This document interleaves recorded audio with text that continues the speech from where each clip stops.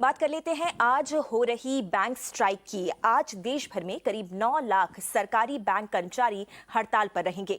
दरअसल केंद्र सरकार ने 2 बैंकों का निजीकरण करने का फैसला किया है, जिसके चलते ये हड़ताल की जा रही है। इस देशव्यापी हड़ताल के कारण बैंक सेवाएं प्रभावित रहेंगी। हालांकि बैंकों ने अपने ग्राहकों को इसके बारे में पहले से ही जानकारी दे दी थी। बुधवार को इस सिलसिले में हुई बैठक बेनतीजा रही, जिसके बाद बैंक यूनियन की ओर से हड़ताल करने का फैसला किया गया। सीधा चलते हैं हमारे संवाददाताओं के पास, जो कि इस समय हमारे साथ पंजाब और तमिलनाडु से जुड़े हैं। उनसे जानने की कोशिश करेंगे कि आखिर इस बैंक हड़ताल का कितना असर देखने को मिल रहा है। गुरप्रीत सिंह चिन्ना हमारे साथ मौजूद है चंडीगढ़ से, वहीं मुगिलन हमारे साथ लाइव जुड़े हैं चेन्नई से। पहले रुक कर लेते हैं गुरप्रीत का, जो कि हमें बताएंगे कि फिलहाल चंडीगढ़ और पंजाब और हरियाणा जैसे जो राज्य हैं वहां पर कितना असर देखने को मिल रहा है इस हड़ताल की वजह से। गुरप्रीत, हमारे दर्शकों को बताइएगा, 10 बज चुके हैं, ये बैंक खुलने का वक्त होता है। जो हड़ताल बुलाई गई थी उसकी वजह से कितना ज्यादा नुकसान, कितनी ज्यादा परेशानियां लोगों को हो रही हैं, और साथ ही साथ जो बैंक कर्मचारी हैं उनका पक्ष क्या है?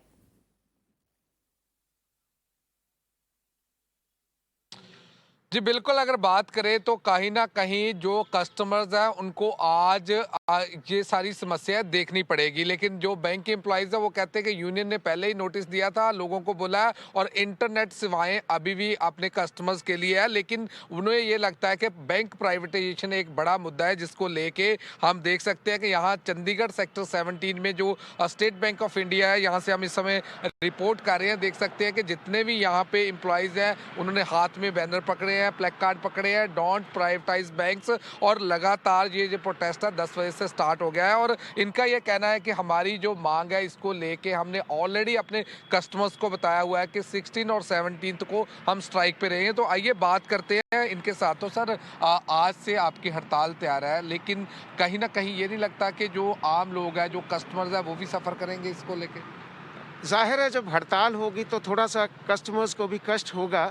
लेकिन मैं आपको ये बताना चाहूँगा कि ये जो हम हड़ताल कर रहे हैं, इसका मेन पर्पज़ ही कस्टमर्स को सेव करना है, क्योंकि कस्टमर्स का जो पैसा पब्लिक सेक्टर बैंकों में पड़ा है वो ज़्यादा सेफ है रादर दैन प्राइवेट बैंकों के।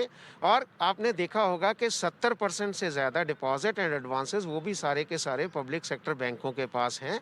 पब्लिक सेक्टर बैंक जो हैं वो इस देश की रीढ़ की हड्डी हैं। पब्लिक सेक्टर बैंकों का 80% से ज़्यादा जो है योगदान रहा है इस देश की तरक्की में, जब से पब्लिक सेक्टर बैंक्स जो हैं वो होंद में आए हैं। मैं यहाँ पे ये भी बताना चाहूँगा कि जब 69 में बैंकों का नेशनलाइजेशन किया गया था तो वो इसीलिए किया गया था कि इसको क्लास बैंकिंग से मास बैंकिंग बनाना था। आज पर सर, आपको लगता है कि आपकी स्ट्राइक जेन्युइन है, क्योंकि आप कहीं ना कहीं यही सोच रहे हैं कि कस्टमर के हक में है स्ट्राइक?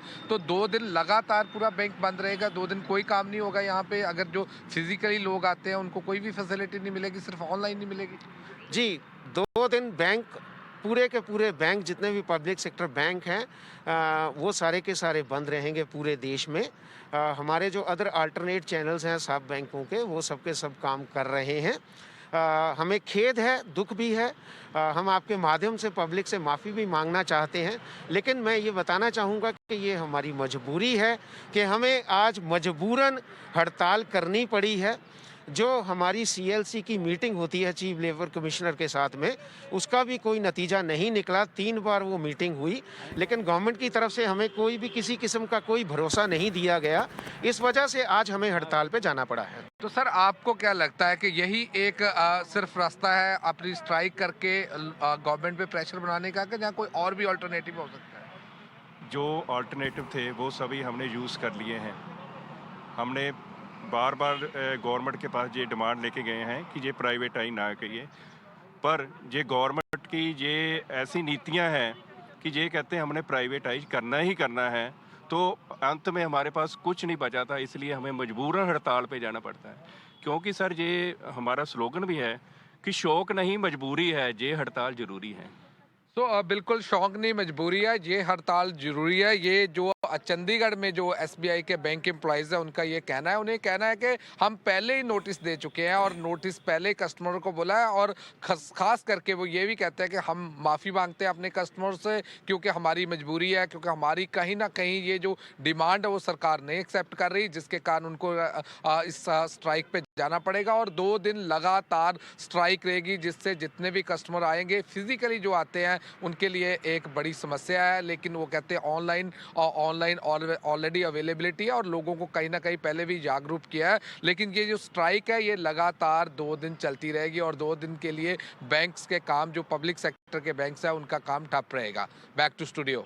जी गुरप्रीत, शुक्रिया चंडीगढ़ से इस रिपोर्ट के लिए। ये अहम जानकारी है जो अपने दर्शकों के लिए एक बार फिर से दोहरा दें कि ऑनलाइन सर्विसेज बैंकों की आप अभी भी इस्तेमाल कर सकते हैं, तो पूरी तरीके से सेवाएं ठप नहीं है।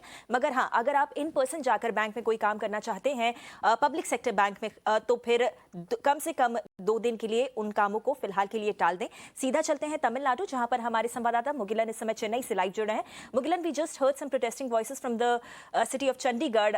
Take us through the details, what exactly is happening in Chennai? What has been the impact like?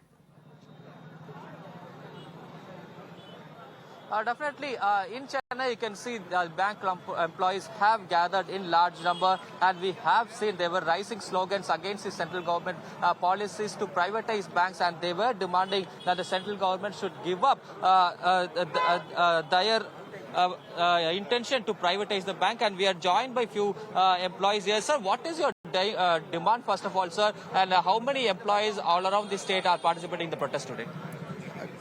The demand is that the privatization bill, the banking law amendment bill that has been proposed to be introduced by the finance minister in this parliament session should be given up. They should take back that law. They should take back that amendment. That is our primary demand. And they should not resort to privatization of public sector banks. On the other hand, our positive demand is that public sector banks should be strengthened. Now it is very much weakened, and lot of reforms have to be made to strengthen the public sector banks. And as of now, today we are 10 lakh bank employees and officers all over India participating. In Tamil Nadu, 90,000 bank employees and officers are on strike today in 12 public sector banks and 15 private sector banks. Sir, how today we have seen almost all the employees are participating in the 2 days protest. Sir, how the services will be hit today? See, the services, normally the banking services which are already available off the record and in technological mode, that may not be affected. The banking services inside the banks will be affected, and clearing of certain a few thousands and lakhs of checks will be affected. So that is what we could hear from the employees who have gathered here in Valvakottam. We can hear they say that the government should give the privatization of public sector banks immediately, and they also say that their protest will continue if the central government go ahead with privatizing of the public sector banks. Right, Mugilan, thank you so much for sharing all those details from Chennai.